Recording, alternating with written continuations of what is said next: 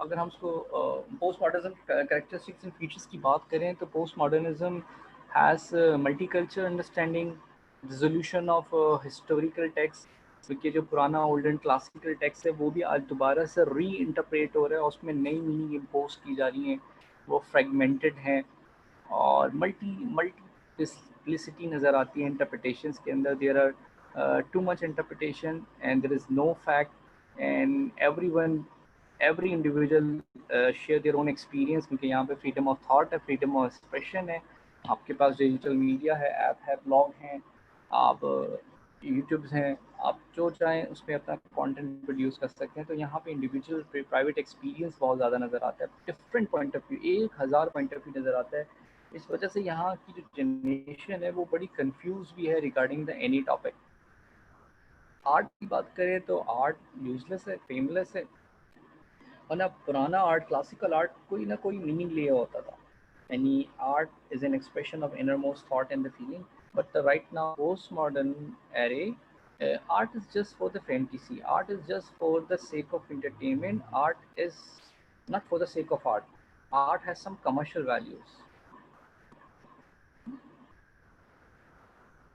और human identity की बात करें तो ह्यूमन आइडेंटिटी जो है वो फ्रेगमेंटेड है, फैब्रिकेटेड है और अदर से रिफ्लेक्ट करती है, यानी हमारा अपना रियल सेल्फ नहीं है बल्कि इन्फ्लुएंस बाय द अदर्स।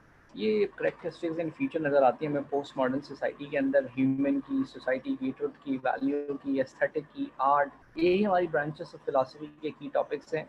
तो सब कुछ री इंटरप्रेट हो रहा है, एवरीथिंग री, पुराने आइडियाज़, पुराना लिटरेचर, पुरानी बुक्स, पुरानी मूवीज़ आपने देखा है वो दोबारा से री इंटरप्रेट की जाती है विद नए मीनिंग्स के साथ, और उसके अंदर कोई ना कोई मोटिव होता है। मीनिंग्स जो है वो पॉलिटिकली मोटिवेटेड होते हैं, मोटिव होते हैं, कंट्रोल्ड होते हैं, एक सुपर स्ट्रक्चर बना है, उसके तहत सारी बातें हमें पता लगती हैं। एक प्रोपेगेंडा है, कॉन्स्पिरेसी थ्योरीज बहुत सारी हमें नज़र आती है। उसके साथ साथ अगर हम नॉलेज की बात करें तो नॉलेज का purpose to control the world है, हम दुनिया को बेहतर बना दें, इम्प्रूव कर लें, ऐसी नॉलेज हमें मिले कि मैं जो है इन्फ्लुएंस कर दूँ, मैं रिचर बन जाऊँ, मैं डोमिनेटिंग हो जाऊँ, बस ये नॉलेज मुझे गेन करनी है। तो यहाँ पे जो प्रोग्रेस की बात है उसके ऊपर तो क्वेश्चन मार्क है, और जो साइंटिफिक प्रिंसिपल हैं उसको रिजेक्ट करते हैं पोस्ट मॉडर्निस्ट, और वो फिर वही बात करते हैं पुरानी कि बैक टू द नेचर और अपनी ओरिजिनल फितरत की ज़िंदगी को इंसान गुजारे, क्योंकि जो इंडस्ट्रियलाइजेशन है इससे इंसान को मशीन का एक पुर्जा बना के रखती है और उसके अंदर से एहसास और जज्बात बिल्कुल ही ख़त्म हो गए। तो ये सारे आइडियाज़ हमें नज़र आते हैं पोस्ट मॉडर्निज्म के अंदर। आपने तभी देखा होगा कि इंसानों को मजाक उड़ाना, पैरोडी, इंसल्ट, मिमिक्री, सनिकल एटीट्यूड, ये हमें ज़्यादा नज़र आते हैं। आपने देखा होगा ये आज की जो फैंटेसी है वो लोगों का मजाक तमस्कुर उड़ाने में ज़्यादा हमें फील होती है। तो ये एक साइनिक डेवलप हुए हैं मीम्स के ज़रिए या कॉमेडी शोज़ के ज़रिए, क्योंकि या आज के ज़माने का जो कॉमेडी जेनर है, अगर आप उसको देखोगे तो उसमें आपको इतना ऐसा कंटेंट नज़र आएगा जिसमें अब्यूज़ और ये सारा कंटेंट, क्योंकि वो जो एक तंज़ और मज़ा का एलिमेंट था लिटरेरी क्रिटिक्स के पास, जो एक तंज़ का एलिमेंट भी करते थे सोसाइटी में और साथ साथ जो है वो एक मज़ा निगारी भी होती थी उसके अंदर, वो अब मिसिंग है। क्यों मिसिंग है? क्योंकि जो सोसाइटी है उसकी नॉर्म्स एंड वैल्यूज़ बहुत ज़्यादा बदल गई हैं। जब तक शक्ल और सूरत पे, माँ बाप पे और क्लोज फ्रेंड्स के ऊपर मजाक ना उड़ाया जाए तो तब तक लोगों को हंसी नहीं आती है, उनका उनके हंसने का, खुश रहने का जो एक लेवल है वो भी शायद बहुत ही कोई गिर गया है। ठीक है, तो ये पोस्ट मॉडर्न सोसाइटी का जो ह्यूमन है वो प्रोग्रेसिव है, अगर हम इसको मॉडर्न कहते हैं, इसको तरक्की याफ्ता कहते हैं, इसको हम वेल इक्विप्ड टेक्नोलॉजी से आरास्ता लोग कहते हैं, तो लेकिन अगर वो अखलाकी मयार में देखें तो वो बहुत ही पस्ती की तरफ चले गए, बहुत ही निचली सतह पर चले गए। आज के ज़माने के जो शायर हैं उनका कंटेंट देख लो, उसके अंदर कही जाने वाले अल्फाज और मायनों को देख लो, और पहले की आप पोइट्री को पढ़ो तो उसमें कितने मायने छुपे होते थे, और एक पूरा पूरा एक डिस्कोर्स होता था जिसके ऊपर रिसर्च और स्टडी की जाती थी। तो खैर, ये पोस्ट मॉडर्निज्म जब भी कहती है कि यहाँ पे जो आर्टिस्टिक वर्क है वो भी डिक्लाइन हो गया, इन्फीरियर आर्ट हो गया। और स्ट्रक्चरलिज्म ये क्या है कि हम जो सोसाइटी में रह रहे हैं ये एक पेनोप्टिकॉन है, यानी एक ऐसा जेल है जिसमें हमने खुद को कैद कर लिया है। फ़ोन के ज़रिए, लैपटॉप के ज़रिए, वेबसाइट्स के ज़रिए और अपनी ऐसे ऑक्यूपेशन और प्रोफेशन के ज़रिए। और जो रही कई कसर थी वो हमारे प्रोफेशन और प्रोफेशनल इंस्टीट्यूशंस ने हमें बांध के रख दिया कि हम सुबह से लेकर शाम तक हम बाउंड हैं। हमारा ड्रीम, हमारा एक्ट, हमारी एक्टिविटीज़, हमारी अपनी कोई पर्सनल लाइफ कहीं से कहीं तक नहीं रही। इंस्टीट्यूशंस के ज़रिए पावर जो है वो इनविजिबल है और वो एक एक एक्सरसाइज हो रही है। Power is everywhere. ये मैं नहीं कह रहा, कभी आप कहें सर तो कितनी नेगेटिव बातें कर रहे हैं और सर को क्या हो गया है, नहीं, ये मिशेल फूको की लाइन है। मिशेल फूको का आइडिया है कि जिसको वो बायो पावर कहता है कि पावर जो है वो इनविजिबल हैंड है और स्ट्रक्चर्ड है। और इस तरह से सोसाइटी स्ट्रक्चर्ड हुई है कि हम उसके उसूलों में, उसके स्ट्रक्चर में फंस कर रह गए। तो जिससे we are born free but yet everywhere we are chain up. ठीक है, और सोसाइटी हमें यही बताती है कि हमें इस पर किस तरह से कैद व पाबंद रहना है। तो रियलिटी कुछ भी नहीं है, अपीयरेंस है। जितना टैक्स प्रोड्यूस हो रहा है वो बस एक फॉर्म है, शक्लें हैं, आवाज़ें हैं खाली डब्बे में से। मीनिंग उसमें कहीं नहीं छुपे हुए, कोई मीनिंग्स नहीं है, बेमायने गुफ्तगू है, बेरब्त गुफ्तगू है। पूरे यूट्यूब चैनल सुनने के बाद भी आखिर में कोई हासिल वसूल ना हो, इतने मोटिवेशन बातें सुनने के बाद भी आप मोटिवेट ना हो। ठीक है, इतनी रिलीजियस बातें सुनने, जानने और शेयर करने के बाद भी आप एक ज़रा सा आपके किरदार में असर ना हो, तो मायने से बिल्कुल खाली तर चीज़ें हैं जिसमें बस अल्फाज ही अल्फाज ही अल्फाज हैं। तो आइडेंटिटीज़ क्या है, पॉपुलर कल्चर, मोरालिटीज़ जो है, मैंने आपसे जैसे कहा कि सिर्फ बस डायलॉग्स रह गए हैं कि हम मजम्मत करते हैं। यानी चंद अल्फाज हमने जारी कर दिया, हमने कहा हम मजम्मत करते हैं, हमें अफसोस हुआ। बस सिर्फ मोरालिटी इस हद तक रह गई है, बातों की हद तक रह गई है, ट्विटर पे ट्रेंड क्रिएट करने के लिए, फेसबुक पे कमेंट करने के लिए या लोगों को मैसेज में शेयर करने के लिए। इसके अलावा अखलाकियात जो है वो किरदार में कहीं नज़र नहीं आती, हमें सोसाइटी में हमें कहीं नज़र नहीं आती। नज़र आती तो बस सिर्फ सोशल मीडिया पे हमें मोरल वैल्यूज़ जो हैं वो बात करते हुए लोग नज़र आते हैं एक दूसरे को। एक जियोलॉजी की बात करें तो वैल्यूज़ जो हैं, चाहे वो एथिकल हों, पॉलिटिकल हों, मोरल हों, सोशल हों, उसकी कोई हद ही नहीं है। वो एंडलेस है, उसमें इतनी सारी वैरायटी है कि भाई सबका अपना अपना सच है। तो ट्रुथ एंड रियलिटी के बारे में अगर हम कहें, मेटाफिजिक्स आज के ज़माने की, सर मेटाफिजिक्स क्या है अगर आप मुझसे सवाल करें, तो पोस्ट मॉडर्निज्म या मेटा मॉडर्निज्म जो है जिसमें आप जी रहे हैं नेटफ्लिक्स के ज़माने में, एज ऑफ इंटरनेट के अंदर, तो इसमें ट्रुथ क्या है, कोई ट्रुथ ही नहीं। हाइपर रियलिटी क्रिएट हुई है, फिक्शन के अंदर आप जी रहे हैं, रियलिटी से बिल्कुल दूर। और जो कुछ आप सुबह शाम रेडियो टेलीविजन इंटरनेट पे देख रहे हैं उसी को आप द हकीकत सच मान बैठते हैं। आप कहते हैं यही सच है और मैं ही चाहता हूँ कि यही सच बन के रह जाए। और जो हकीकत की दुनिया है वो उससे बिल्कुल दूर होते चले जा रहे हैं। तो मल्टीपल ओपिनियन है, मल्टीपल पर्सपेक्टिव है, नहीं देखा आपने, और फिर आप बज़्ज़न हो जाते हैं। बहुत सारे स्कॉलर्स को एक जगह बिठा लिया जाता है और फिर वो उसके ऊपर डिबेट एंड डिस्कशन करते हैं। जो सुनने वाले पार्टिसिपेंट्स हैं वो बेचारे वो कहते हैं कोई भी सच नहीं है, हम किसी की बात नहीं मानते, और उनका भरोसा ही उठ जाता है। यही लिटरेचर के साथ होता है, यही आपको और डिफरेंट मौजू के ऊपर जब क्रिटिक की जाती है तो इतने ज़्यादा कॉन्ट्रडिक्टरी पोजीशन नज़र आते हैं कि आप अपने आप को विड्रॉल कर लेते हो। कहते हो नहीं, हमने मानने नहीं है, कोई सच नहीं है, सब बस बकवास है, सब बेमायने हैं और इन सब चीज़ों के। तो इसीलिए जो आज की जनरेशन है वो बड़ी बज़्ज़न हुई भी अपने पुराने कल्चर, रिवायात, उन चीज़ों से। क्यों उनको कर दिया इतनी ज़्यादा इंटरप्रिटेशंस ला के। और जो अली का कॉल यही रहा कि इल्म एक नुक्ता था लेकिन जाहिलों ने इसे फैलाकर जो है वो इतना वसी कर दिया है। तो ये जो फैला के, वरना तो एक वही ना, एक नुक्ते की गल मुक दी।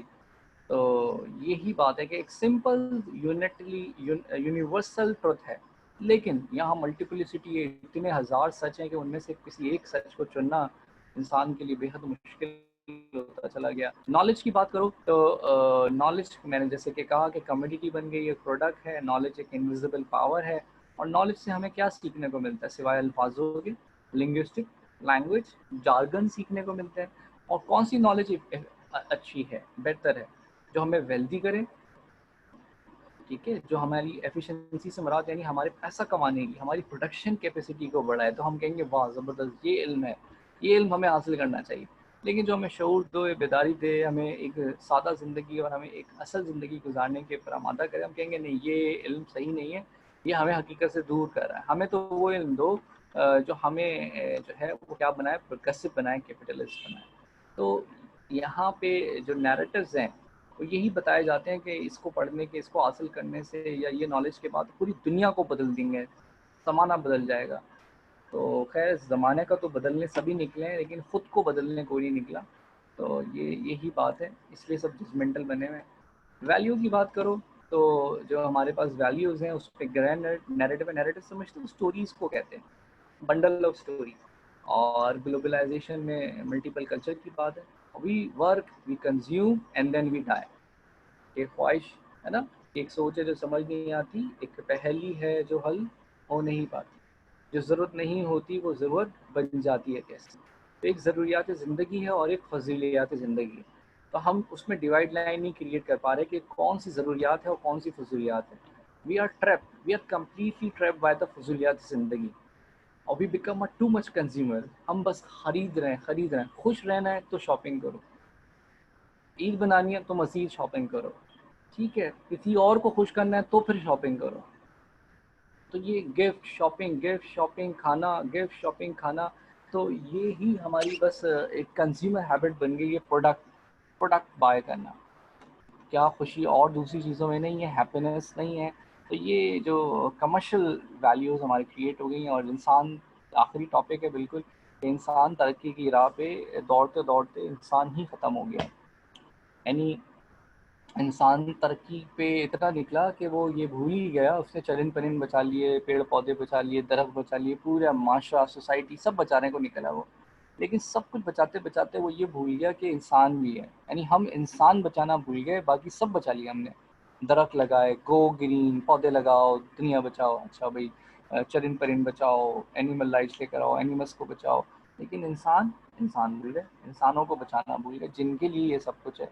तो ये पोस्ट ह्यूमनिज्म है, जिसके अंदर बात तो इंसानियत की ही की जाती है, लेकिन इंसान का दूर दूर तक उससे कोई ताल्लुक़ नहीं होता। और ये जो वैल्यूज़ हमें नज़र आ रही हैं, हमारी वैल्यूज़ बिल्कुल फेड हो गई हैं। और copy of the copy of the copy है, सिमालकरा है, यानी रेप्लिकेशन है। हर चीज़ जो हमें दिखाई दे रही है, यानी जो हनी है वो हनी नहीं, हनी जैसा है। ये जो फ्रूट्स एंड वेजिटेबल हैं, ये फ्रूट्स नहीं है बल्कि ये क्लोन है। ये जो चिकन है, फिश है, ये वो नहीं है बल्कि उसका क्लोन है, उस जैसी है। बिल्कुल ऐसे ही जो हमें इंसान दिख रहे हैं इस ज़माने में, वो इंसान नहीं है, इंसानों जैसे हैं, दिखने में इंसान है। They like a human, they seems to be a human, but they are not a human. तो वो अपनी ह्यूमैनिटी को खो गए। तो ये सारा डिबेट, डिस्कशन और क्रिटिक रहा। तो पोस्ट मॉडर्निज्म के अंदर आपने देखा किस तरह से जो है वो ज़्यादा हमें क्रिटिक, ये इसका आप रीडिंग के लिए भी कुछ मैंने आपके लिए छोड़ा है।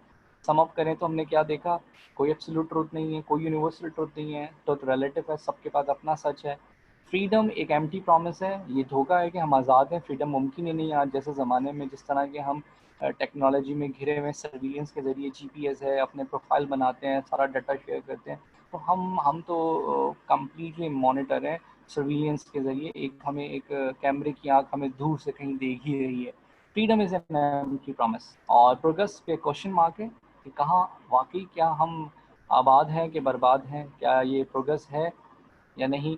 लैंग्वेज एक इल्यूजन है, लैंग्वेज ने हमें जो है वो नॉलेज नहीं बल्कि कन्फ्यूजन क्रिएट कर दी है, और शुगर कोटेड बातें हैं उसके ऊपर, लेकिन वो बातें वही हैं। अब तुम मुंशी कहो या चार्टर्ड अकाउंटेंट कहो, लेकिन काम तो एक ही है ना। बावर्ची कहो या शेफ़ कहो, मोची कहो या कॉबलर कहो, कारोबारी कहो या फिर एंटरप्रेन्योर कहो, मतलब तो एक ही है ना, काम तो एक ही है ना, ठीक है। तो हमने खूबसूरत प्यारे प्यारे अल्फाजों को देके हमने जो शिट चीज़ें उसको खूबसूरत बना दिया।